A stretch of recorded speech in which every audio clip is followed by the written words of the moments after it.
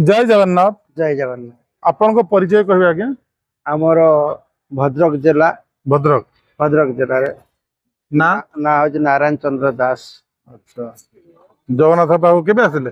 जगन्नाथ मु तो बहुत दिन आगुरी आसी आज रात्र आसिली रात्र आसिले आसिली कौन मोर सान भाई आसी मु भी आसी फैमिली भी फैमिली आसछन्ति किंतु मु कहली यदि प्रभु मत न नेबे ताले मु जीविनी कारण मोर गोड़ असुविधा प्रभु को जनइली जे तो मु तुमको दिन राति डाकुची मागण करी मध्य मोर जगन्नाथ मंदिर तैयारी करिछि। जगन्नाथ को मु संध्या आउ सकाळे निजे पूजा करे। आपण जगन्नाथ मंदिर तैयारी करछन? मंदिर तैयारी मागे कि चुनिंदा ग्रामर पल्लई पंचायत भद्रक ब्लॉक। अच्छा केते बड़ मंदिर? हाँ तथापि प्रभु प्रतिष्ठा करछन्ति ये पुरी रथ होउची रथ करुची 3 वर्ष हला रथ मागण करी मागण करी मंदिर मध्य तैयारी करिछि। पुरी ब्राह्मण ने पुरी अचानक प्रभु डाकिले कोन एरकम मंदिर प्रतिष्ठा अचानक महाप्रभु जाइन जने पहुंच गले आ से भी सेठी प्रतिष्ठा कले आ भक्त भी रखिले।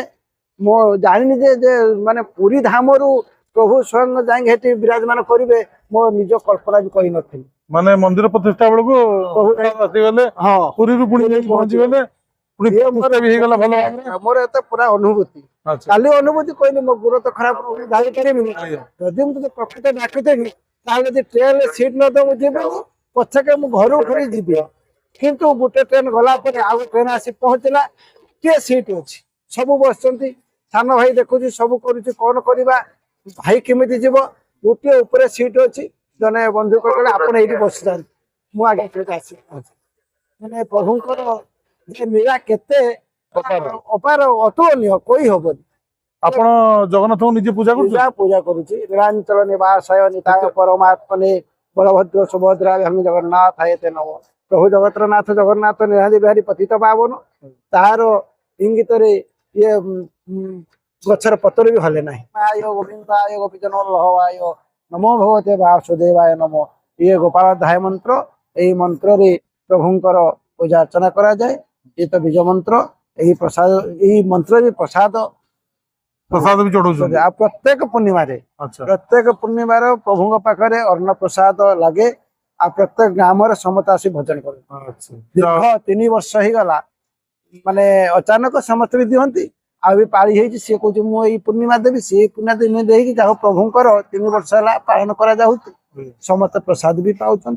एई प्रभुंकर नेरा चालीति केते दिन बंची थिबा पर्यंत प्रभु चालीथो ठाकुरंकर आशीर्वाद अछि। आपण बहु आशीर्वाद बहु परीक्षा बहु किछि जहा मागिछि को टाइम रे गुडे ठाकुर आपण सहाय होइचंती। ए तो सपना करते मंदिर यात्रा कली मु किछि जान अचानक 2 मास भीतर मंदिर तैयारी करथि मागी केमदी कोन हला मोर प्रथमे ताळ घर थिला भागवत टुंगी थिला मु कहली ना मो जन को कहली कौन कर ठाकुर खाली रहिचंती एटी मते प्रभु को विराजमान कराबन से महारणा घर पिला से 3 मूर्ति दे देला 3 मूर्ति देला परे मो ससुर भागवत परायण चर्चा करंती आउ श्रीमद भगवत गीता जे कि प्रभु श्री कृष्ण को मुख बाणी ये करथिले सेही आसी भी निजे प्रवचन देले।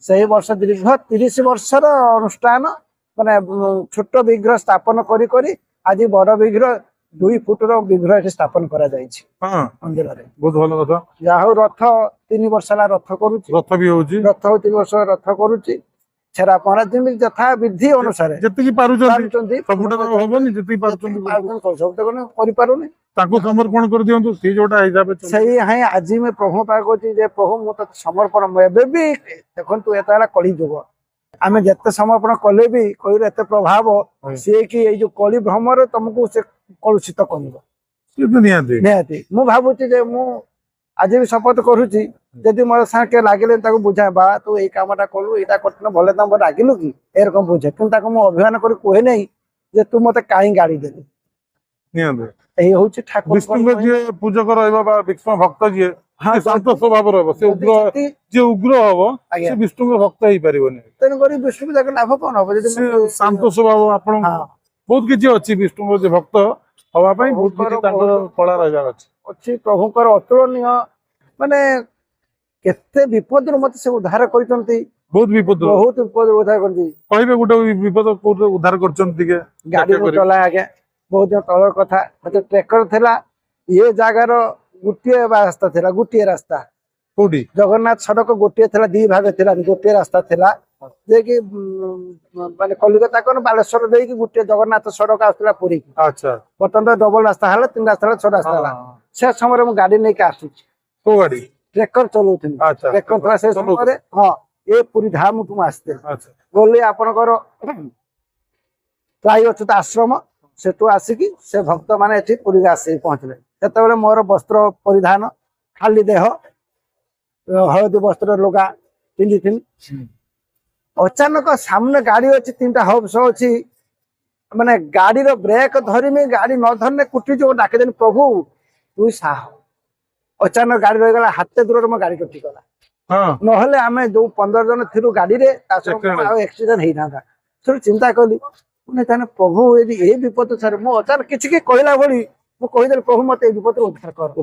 କିଛି ନାହିଁ, ପ୍ରଭୁ ମତେ ବହୁ ଅନୁଦାନ, ବହୁତ ବିପଦ ମୋ ସହ ଅଛି। ସେତିକି ପ୍ରଭୁଙ୍କ ଆଶୀର୍ବାଦ ଅଛି। ତେଣୁ କି ଦେଖନ୍ତୁ ଆପଣ ତାଙ୍କ ସେବା ବି କରୁଛି। ସେତିକି ବହୁତ ବହୁତ ଧନ୍ୟବାଦ। ଯାହା ହଉ, ଜୟ ଜଗନ୍ନାଥ। ଜୟ ଜଗନ୍ନାଥ, ଜୟ ଜଗନ୍ନାଥ।